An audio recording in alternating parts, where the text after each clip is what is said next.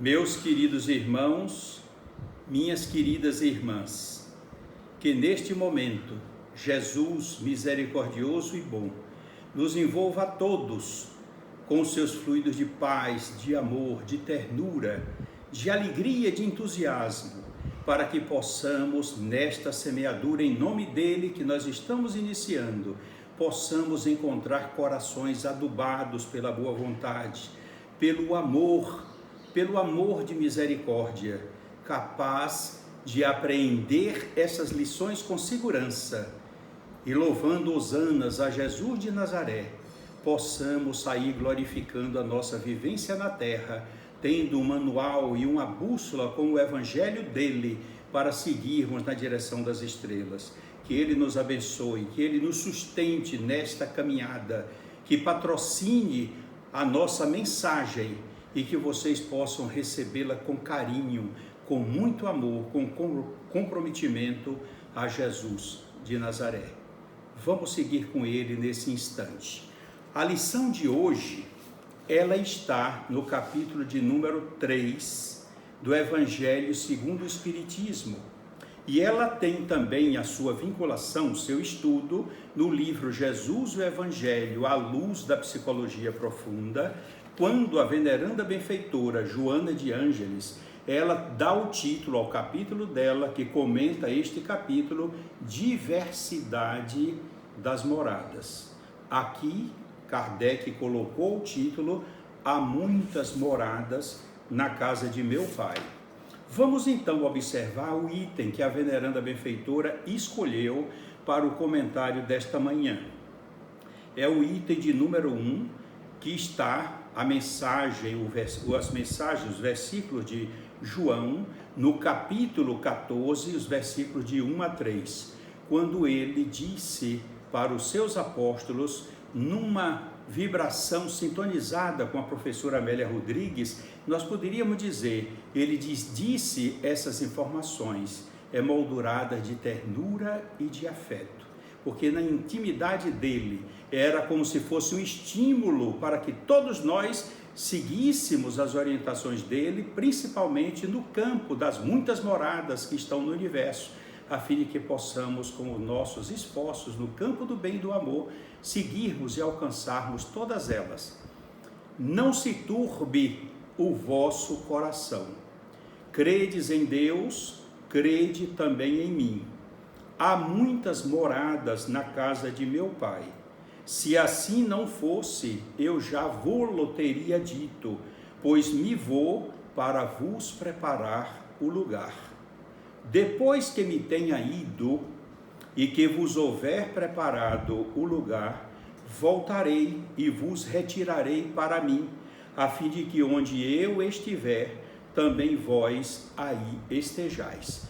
Essa é a colocação do Evangelho de Jesus, o Evangelho de João, citado por João. Agora nós vamos observar o item que a veneranda benfeitora falou, quando o nosso irmão Allan Kardec faz uma classificação pedagógica dos mundos que existem no universo. É claro, é para efeito didático, cada grupo deve conter bilhões de planetas nas suas mais variadas condições de elevação. Portanto, vamos observar o que Allan Kardec escreveu. Do sentido dado pelos espíritos, resulta que muito diferentes umas das outras são as condições dos mundos, quanto ao grau de adiantamento ou de inferioridade dos seus habitantes. Entre eles, existe aqueles em que estes últimos são planetas inferiores aos da Terra, física e moralmente. Outros da mesma categoria que o nosso planeta, e outros que eles são mais ou menos superiores a todos os respeitos. Nos mundos inferiores, a existência é toda material. Reinam soberanas as paixões, sendo quase nula a vida moral. À medida que esta vida moral se desenvolve, diminui a influência da matéria, de tal maneira que nos mundos mais adiantados a vida é, por assim dizer, toda espiritual. Nos mundos intermediários, misturam-se o bem e o mal, predominando um ou outro, segundo o grau de adiantamento da maioria dos que os habitam, embora se não possa fazer dos diversos mundos uma classificação absoluta. Olha o que ele está dizendo, não se pode fazer uma classificação absoluta, pode-se, contudo, em virtude do estado em que se acham e da destinação que trazem, tomando por base os matizes mais adiantados, dividi-los de modo geral como segue, 2 pontos.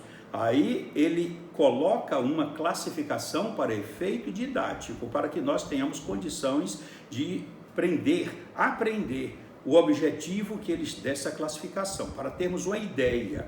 O primeiro, mundos primitivos, destinados às primeiras encarnações da alma humana. Segundo, de baixo para cima, mundos de expiação e provas, onde domina o mal, é o nosso planeta Terra. Mundos de regeneração, nos quais as almas que ainda têm que expiar, aurem novas forças, repousando das fadigas da luta. Mundos ditosos, onde o bem sobrepuja o mal. Mundos celestes ou divinos, habitações de espíritos depurados, onde exclusivamente reina o bem. A Terra pertence à categoria dos mundos de expiação e provas, razão porque aí vive o homem a braços com tantas misérias. Para que vocês tenham uma ideia do que efetivamente representa o nosso planeta, nós vamos contar para vocês aqui uma história de Malbataan que se passa na Índia. Havia um príncipe Brahmane muito bonito e, acima de tudo, muito rico. Era o príncipe de maior patrimônio naquela região da Índia.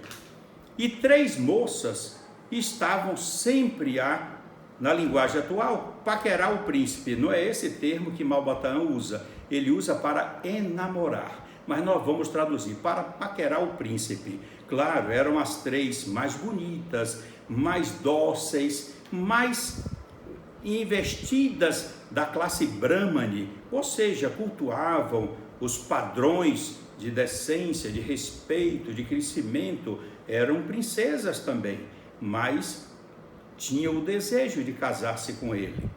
E ele também estava no momento procurando a sua preferida para concluir a fase matrimonial e continuar sobejamente entre os maiores dos Brahmanes naquela região. Mas ele ficou em dúvida qual das 3 ele escolheria. E aí chamou um guru, muito amigo da família, e disse para ele: meu filho, isso é muito simples. Você vai entregar a cada uma tigela com arroz. E dentro do arroz escondido, você coloca um grande diamante, no mesmo tamanho, um grande diamante em cada uma das vasilhas de arroz. Coloque lá embaixo, sem que ninguém perceba. E aí você entrega cada uma, e no final de 7 dias, você então volta para ver qual foi o tipo de manjar que elas prepararam com o arroz. Assim ele fez. Preparou as vasilhas, colocou a mesma quantidade de arroz, dentro colocou cada uma um diamante do mesmo tamanho e de um valor maravilhoso, e aí levou a primeira e disse: olha, daqui a 7 dias eu volto aqui e quero que você me prepare um manjar, o mais gostoso que você puder fazer. Eu adoro manjar de arroz e espero prová-lo daqui a 7 dias. Saiu, foi na outra casa, na segunda princesa, e disse a mesma coisa para ela: olha, está aqui, o arroz está aqui, a quantidade é essa, eu quero que você prepare um manjar, o melhor que você puder fazer. Daqui a 8 dias eu volto cá. Foi na terceira a mesma orientação, dizendo: daqui a 9 dias eu vou voltar. Ele escolheu, segundo o guru, cada dia 7, 8 e 9 para provar o manjar que cada uma faria. E como todas tinham interesse de fazer o melhor e o mais gostoso, assim iam se virar com um interesse muito grande, porque elas sabiam do conhecimento, sabia das duas, Então as três sabiam do mesmo interesse, sabiam do príncipe e tinham interesse de cada uma fazer um prato melhor do que a outra. No 7º dia ele foi à casa da primeira, acompanhado do guru, que o guru disse: meu filho, era um velhinho, disse: eu vou com você. A ideia foi dele, o príncipe gostou, mas não sabia como iria identificar essa que seria a eleita do seu coração. Partiu da primeira casa, bateu. A primeira, então, a recebeu com aquela alegria, com muita etiqueta, com muito carinho. Era uma educação fina, uma fala maravilhosa, educada, singela, meiga. Tratou o príncipe assim como algo especial, um homem especial. Sentou-se e colocou na mesa o manjar. Mas uma coisa mais gostosa que o príncipe achou na vida. E disse: olha, quem comer desse manjar, certamente vai dizer que a quem fez o manjar será a melhor esposa do mundo. Aí ela ficou feliz, mas teve uma coisa: não falou nada do diamante. O guru chamou ele para um canto e disse: meu filho, você viu o que ela fez? Ela usou o diamante, ela escondeu. Ela é muito delicada, muito competente para administrar uma casa, mas tem um detalhe: ela é desonesta. E a pessoa desonesta é semelhante ao tigre faminto na floresta, que é capaz de devorar o santo e o ladrão, sem fazer distinção. Aí eles saíram. No dia seguinte foi na casa da segunda. E quando chegou lá, a mesma coisa, um manjar maravilhoso. O príncipe provou e disse que aquilo era digno dos anjos, que qualquer pessoa, qualquer príncipe gostaria de casar com uma pessoa que fizesse um manjar daquele tipo. E ela ficou tão feliz e disse assim: olha, inclusive eu achei, príncipe, esse diamante aqui, mostrou o diamante dentro do arroz. E como eu vi que aquele diamante apareceu ali, eu então peguei e mandei fazer um grande anel, um anel mais bonito que podia ser. Estou usando ele, olha ele aqui. Aí o guru chamou o príncipe lá para o canto e disse: meu filho, você viu o procedimento dela? É egoísta.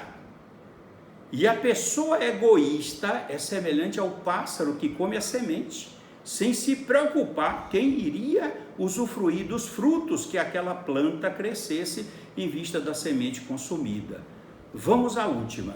No dia seguinte foram na última, na mesma coisa, educada, meiga, tranquila. E quando o príncipe foi recebido na porta, ela saudou com todo respeito também o guru. Entraram. E aí o príncipe, quando eu viu, a mesa tinha um banquete, era um banquete, uma mesa de mais ou menos uns 10 metros, cheio de coisas cheirosas e gostosas. O príncipe ficou assustado, disse: mas eu pedi apenas para você fazer um manjar com um prato de arroz.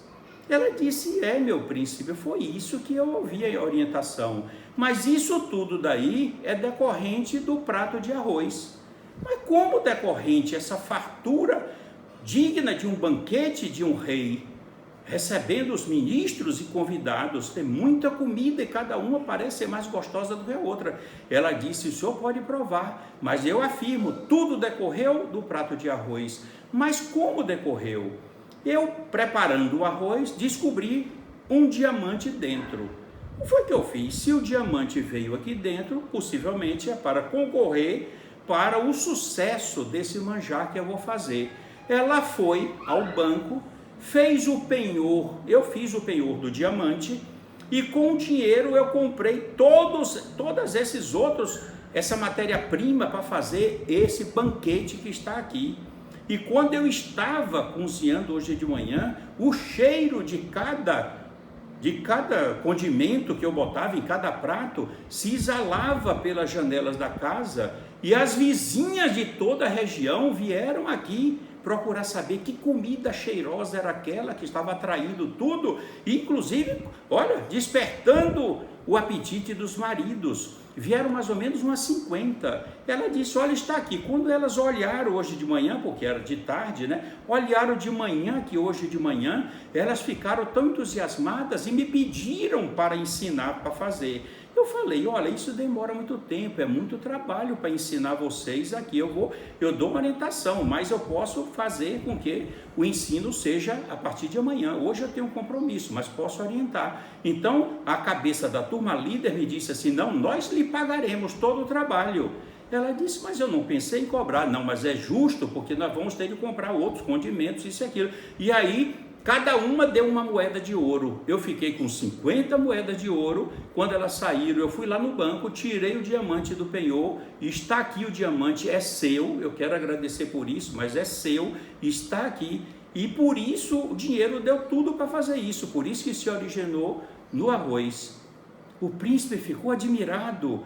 O guru chamou ele para um canto e disse, meu filho, essa é uma pessoa honesta, além dos mesmos atributos morais que as outras têm, essa é honesta. E honesta é como se fosse uma formiga que nunca tira um grão levado para o seu celeiro, para a sua toca. Case-se com ela imediatamente. Então ele se casou. E foram muito felizes, tiveram filhos, e foi realmente a maior felicidade. E o guru ficou também, porque foi ele que ensinou a forma disso.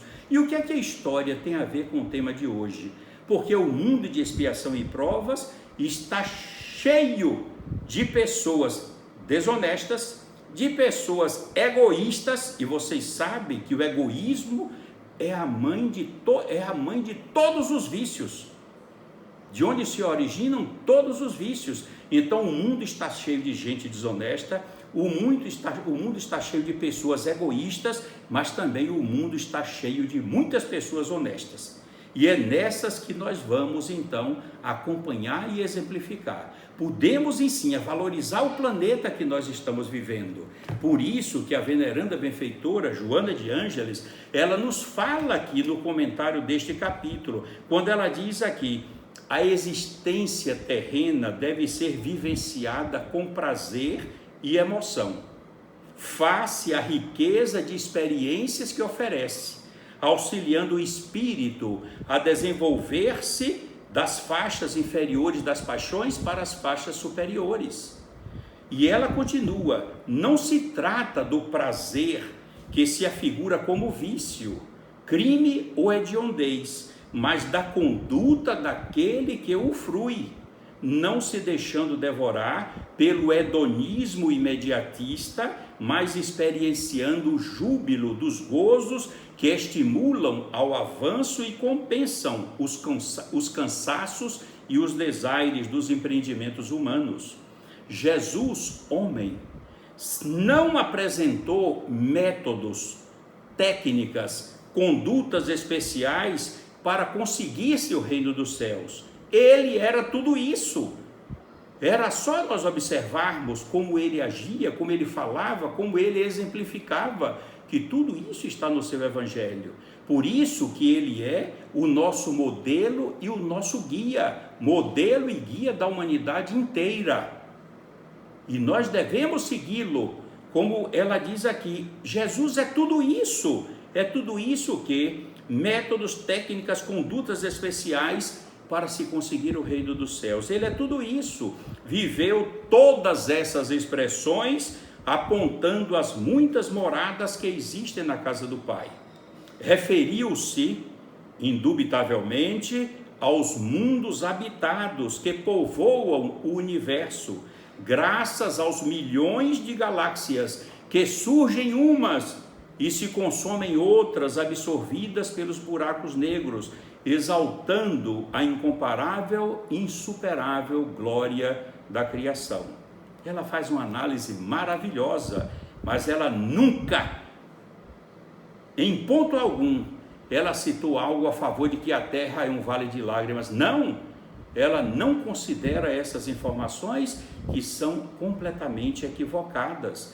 Mais adiante ela diz aqui, examinando-se o planeta terrestre, onde se debatem as forças do bem e do mal, constatamos ser o planeta Terra uma escola de provas e de depurações, cujas lições de aprimoramento ocorrem mediante o império do sofrimento, mas que podem converter-se ao impositivo do amor em conquistas permanentes felicitadoras.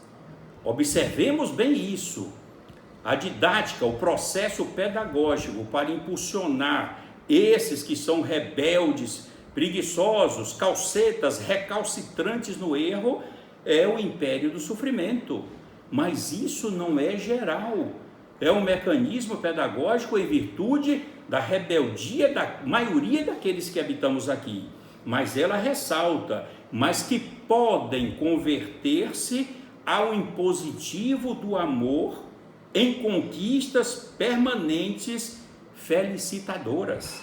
Ou seja, quando nós voltarmos a compreender o que Jesus falou, amar o próximo como a si mesmo, amar o seu inimigo, olha, amar a Deus sobre todas as coisas e amar o próximo como a si mesmo. Toda a lei, todos os profetas se encontram circunscritos nesses dois mandamentos. Quando o ser humano compreender a beleza do amor, a prática do amor sublimado, que muda o nome para caridade, reparando os erros e delitos de outras existências e até desta mesma, ele vai encontrar o campo da felicidade e a conquista permanente da paz dentro de si. Esse é o processo necessário. Mais adiante, Joana de Ângeles então esclarece para nós: procedente, Jesus, procedente de outra morada ditosa e superior à terrestre, denominada como Reino dos Céus, Jesus, homem, exemplo de amor e de abnegação, sem subterfúgios e com decisão, veio convidar as suas criaturas a segui-lo, pois que somente assim alcançariam Deus pelo conhecimento e pelo sentimento, integrando-se no psiquismo superior que dele dimana. Conhecimento e sentimento, amor, olha, amai-vos e instruí-vos, disse Allan Kardec, amor e conhecimento. Esse é o procedimento. Com toda justeza, portanto, considerando a ignorância humana e elucidando quanto à necessidade da plenitude, explicitou Jesus que há muitas moradas na casa de meu Pai, em convite sutil, ao mesmo tempo direto, para que todos se empenhassem por alcançar essas moradas, sobretudo as mais elevadas. Por isso que essa orientação de hoje, esse comentário da irmã Joana de Ângeles, como nós podemos ver na Terra, que a Terra está melhorando. Ontem eu estava conversando lá na porta do Banco do Brasil com um amigo que estava reclamando da parte da assistência médica. Eu digo, olha, você é novo, você tem menos de 30 anos. Quando eu comecei a trabalhar no Banco do Brasil em 1962, não existia SUS. Cada instituto de previdência fazia assistência dos seus vinculados. O IAPB, que é o Instituto de Aposentadoria e Pensão dos Bancários, que era o nosso, como tinha maior rendimento, é que prestava melhor assistência médica. Mas tinha o dos comerciários, tem o dos industriários, e que não tinha um instituto de previdência vinculado, ia para a Santa Casa como indigente. Hoje nós temos o SUS. A evolução foi maravilhosa, contemplando tratamentos, olha, certeiros, médicos, voltados em missões de socorrer, de devolver a vida às pessoas, equipamentos maravilhosos, de última geração, o governo contemplando todo o sistema de saúde que nos privilegia a todos para recebermos assistência médica. Mas não nos esqueçamos que o Brasil é um país continental. E para poder atender tudo isso é preciso equilíbrio, é preciso orientação, é preciso tempo para mudar. Tem muito pouco tempo. Quando eu entrei em 1962 no Banco do Brasil, eu entrei com 18 anos, comecei a trabalhar com 14 anos. E por 2 vezes eu fui à Santa Casa antes de entrar no banco como indigente. Se não fosse o conhecimento do Dr. Zé Pinto, com muito respeito, saudosamente que eu lembro, foi que me atendeu, conhecia meu pai, minha mãe, mas se não ia ser indigente para ficar lá num lar reservado, não tinha nem assistência médica de emergência, não tinha pronto-socorro, então tudo era muito difícil. Hoje não, o mundo está muito melhor, as comunicações, os planos de desenvolvimento do nosso país e do planeta em si, hoje estamos em tempo real. A nossa comunicação agora pode alcançar qualquer planeta, qualquer país do nosso planeta. Isso é maravilhoso, as coisas conseguindo, nunca se houve tanta felicidade, nunca se houve tanta compreensão, o grau de desenvolvimento das pessoas, tendo cursos gratuitos, dentro de qualquer plataforma de conhecimento dessas maiores universidades do Brasil. É preciso sentir isso. Nós temos a possibilidade de conhecer, nos elevar pelo conhecimento, e temos a faculdade, seguindo as pegadas de Jesus, seguindo as orientações do seu Evangelho e com os esclarecimentos superiores e maravilhosos que a irmã Joana de Ângeles realiza, atualizando o pensamento de Jesus, esclarecendo o entendimento das mensagens que ele ofereceu, nos faculta todas as possibilidades para seguirmos com confiança na direção da felicidade suprema que as estrelas nos oferecem, estrelas representadas pelos mundos superiores. Portanto, nós queremos agradecer esta oportunidade, agradecer o início desta semana, pedindo a Jesus que nos envolva de muita paz, de muitas alegrias, de muito amor, que Ele abençoe todos esses cientistas, missionários do bem, que estão nos seus laboratórios diuturnamente, dedicando as suas vidas para que possam conceber, possam criar uma vacina que realmente venha erradicar e controlar o coronavírus no nosso planeta. Enquanto isso, devemos fazer as reflexões, aproveitar os momentos de estudo, os momentos de reclusão em nossas casas, obedecer rigorosamente às ordens e orientações determinadas pelos nossos órgãos oficiais de saúde e sempre agradecer a Deus e a Jesus pela oportunidade desta encarnação maravilhosa, onde a Terra nos propicia todos os mecanismos evolutivos e nos capacitam dentro do Evangelho para que possamos gloriosamente chegar à angelitude com facilidade, com determinação, com amor e, acima de tudo, com muita luz, porque são as luzes que fruem das pegadas de Jesus que nós seguimos e não vamos nunca nos perder pela caminhada. Que o meigo Rabi Galileu, na sua infinita misericórdia, envolva todos vocês, inunde os seus lares, as suas famílias, o ambiente de trabalho, ilumine os seus sonhos com muito amor, com muita luz, com muita paz. Deus os abençoe.